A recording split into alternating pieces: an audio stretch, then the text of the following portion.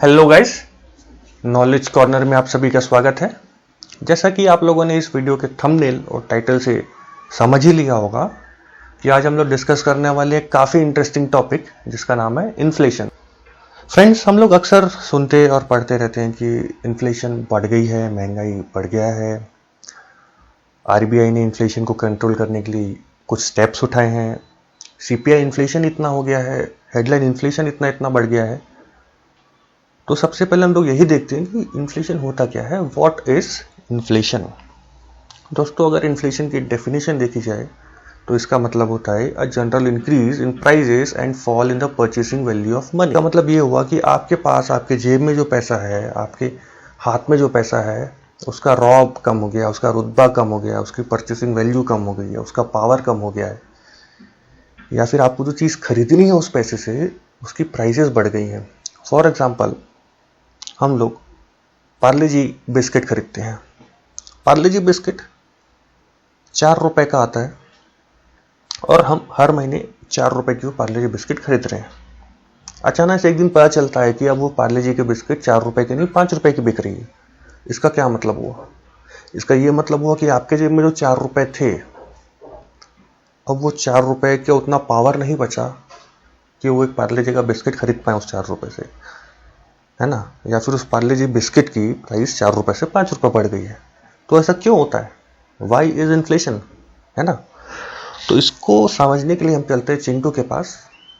चिंटू को समोसे खाने बहुत पसंद है दोस्तों। अपनी मम्मी के पास जाता है, वो बोलता है मम्मी मम्मी मुझे समोसे खाने हैं। चिंटू की माँ बीइंग एन इंडियन मदर, भारतीय नारी, कहती है कि नहीं नहीं नहीं, समोसे बिल्कुल भी हेल्दी नहीं होते हैं, आप हेल्दी खाना खाइए, दाल चावल खाइए, रोटी सब्जी खाइए, दूध पीजिए, फ्रूट्स खाइए, फल खाइए। तो चिंटू बोलता है नहीं नहीं नहीं नहीं, मुझे तो समोसे ही खाने हैं। अब ये चिंटू की मम्मी और चिंटू के बीच का तनाव कम हुआ ही नहीं। चिंटू अब जाते हैं अपने पापा के पास। अब चिंटू के पापा ठहरे बैंकर। वो बोले हम तुमको एक स्कीम बताते हैं। स्कीम का नाम है चिंटू समोसा खाई योजना। इसके अंतर्गत हम आपको रोज 1 रुपए देंगे। आप इस 1 रुपए को अपने पिकी बैंक में सेव कीजिए और जैसे ही आप समोसे के लायक धनराशि इकट्ठा कर लेंगे, आप जाके समोसे खा लीजिएगा। चिंटू इस बात पे एग्री हो जाता है। उसे लगता है कि स्कीम इतनी भी बुरी नहीं है। अब चिंटू को रोज 1 रुपए मिलने लगे, रोज 1 रुपए वो अपने गुल्लक में डालने लगा।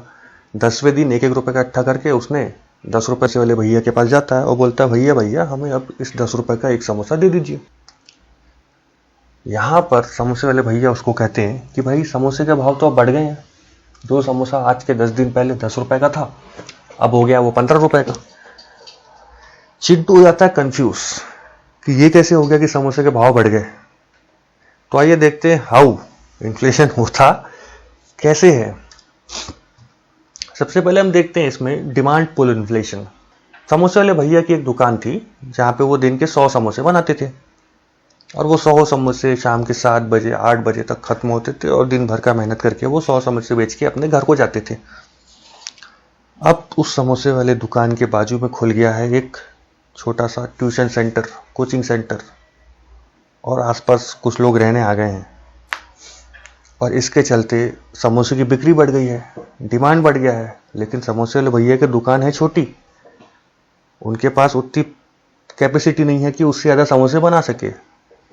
तो उन्होंने क्या कर दिया है, डिमांड ज़्यादा हो गई है, सप्लाई कम हो गया है, उन्होंने समोसे के भाव बढ़ा दिया।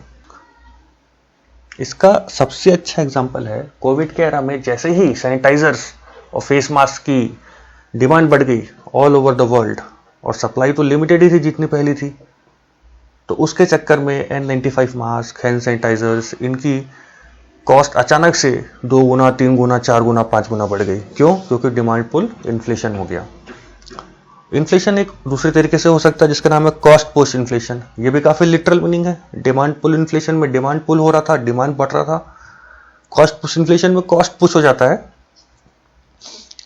इसमें सबसे पहले देखते हैं वेज पुश इन्फ्लेशन। समझ से भैया के पास एक वर्कर है, दिहाड़ी 100 रुपए कमाता है दिन का। अब वो आके भैया को बोला कि भैया महंगाई बहुत बढ़ गई है, 100 रुपए मेरा काम होता नहीं है, मुझे दिन के 150 रुपए चाहिए। अब वो जो दिन के अतिरिक्त 50 रुपए हैं वो समोसे वाले भैया अपने जेब से तो देने वाले हैं नहीं। इसका इम्पैक्ट अल्टीमेटली एंड यूजर पे आएगा, जिसके कारण समोसे की कॉस्ट फाइनली बढ़ जाएगी। और जो 50 रुपए का वेज पुश हुआ है, 50 रुपए का जो दिन का एक्स्ट्रा खर्चा समोसे वाले भैया के ऊपर आ रहा है, वो समोसे के कॉस्ट में ही बढ़कर आपके सामने आएगा और आपको समोसे की कॉस्ट ज़्यादा देनी पड़ेगी। इस तरीके से दोस्तों प्रॉफिट पुश इन्फ्लेशन भी हो सकता है।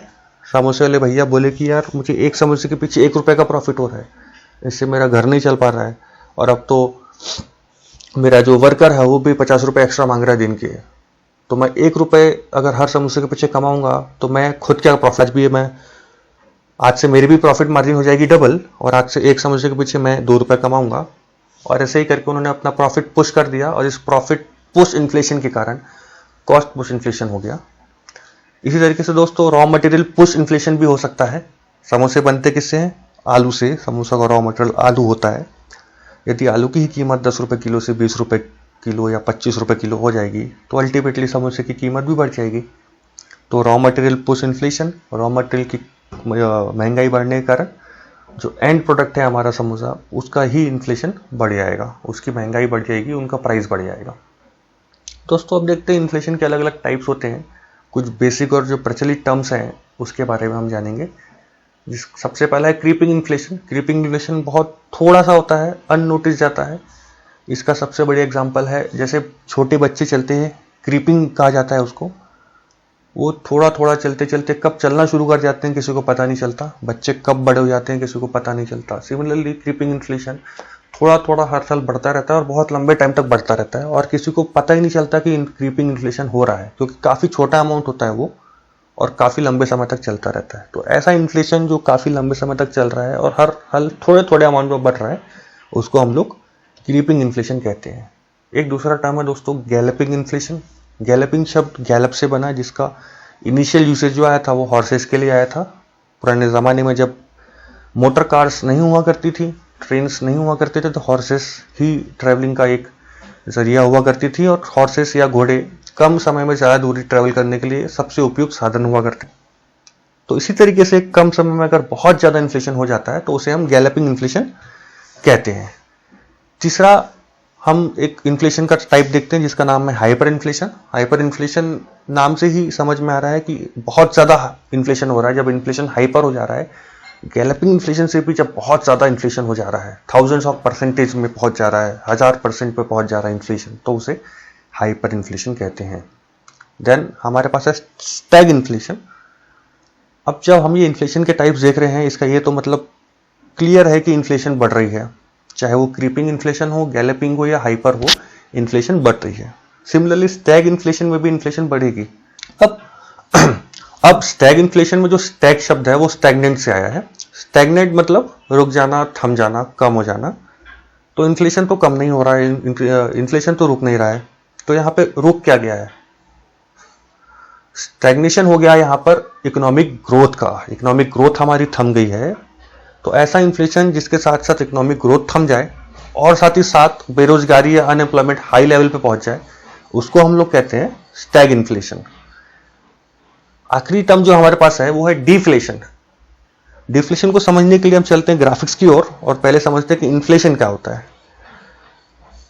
हम टायर्स में हवा भरते हैं या फिर हम बलून्स में भी हवा भरते हैं। तो बलून्स का एग्जांपल लेते हैं। यहाँ पर बलून्स को हम हवा भरते हैं, बलून्स के अंदर हम हवा डालते हैं और वहां से हम बलून्स को करते हैं इन्फ्लेट, यानी किसी चीज में हवा भरना या किसी चीज का बढ़ना, वो होता है इन्फ्लेशन।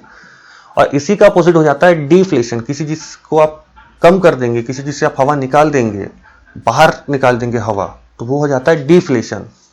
तो चीजों का दाम बढ़ना इन्फ्लेशन हो जाता है और चीजों का दाम कम होना डिफ्लेशन हो जाता है। तो आई होप दोस्तों इस वीडियो के बाद से आपको इन्फ्लेशन क्या होता है, इन्फ्लेशन कैसे होता है और इन्फ्लेशन के टाइप्स क्या क्या होते हैं, ये बातें क्लियर हो गई होंगी। अगर आपको ये वीडियो पसंद आया तो लाइक करें, शेयर करें, सब्सक्राइब करें, और आने वाली वीडियोस में हम इन्फ्लेशन के बारे में और भी जानकारी इकट्ठा करेंगे। तब तक के लिए गुड बाय, टेक केयर।